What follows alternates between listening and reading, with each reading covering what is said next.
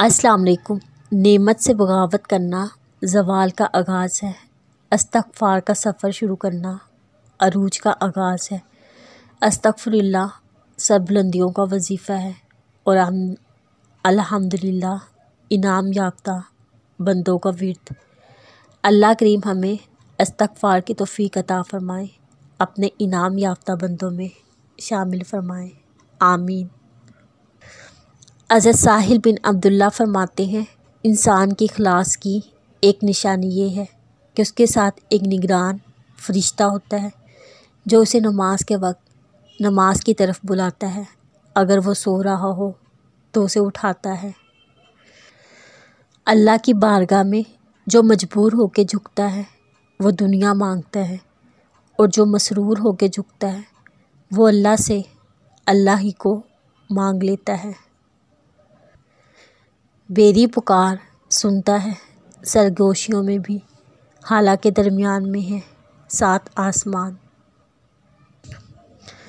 دوا کی تلاش میں رہا دعا کو چھوڑ کر، میں چل نہ سکا دنیا میں خطاؤں کو چھوڑ کر۔ حیران ہوں میں اپنی حسرتوں پر، ہر چیز خدا سے مانگ لی مگر خدا کو چھوڑ کر۔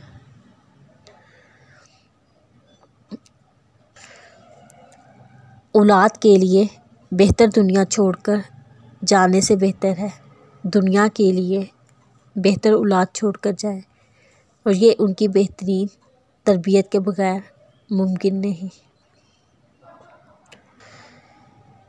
ایک شخص نے حضرت حاجی امداد اللہ صاحب کو خط لکھا کہ آج کل مجھ کو ذکر میں مزہ نہیں آ رہا اور کوئی فائدہ بھی محسوس نہیں ہو رہا۔ حاجی صاحب نے اسے لکھا کہ ظالم اتنے بڑے مالک کا نام لیتا ہے پھر بھی کہتا ہے کوئی فائدہ نہیں ہوا۔ کیا یہ کم فائدے کی بات ہے؟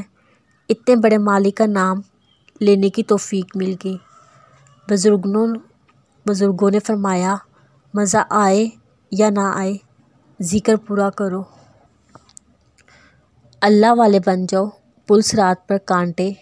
نبی صلی اللہ علیہ وسلم نے فرمایا، ہر ایک آدمی کو خواہ وہ منافق ہو یا مومن ایک نور ملے گا، لوگ اس کے ساتھ ہوں گے اور جہنم کے پل پر 8 ٹکرے اور کانٹے ہوں گے، وہ پکڑ لیں گے جن کو اللہ چاہے گا۔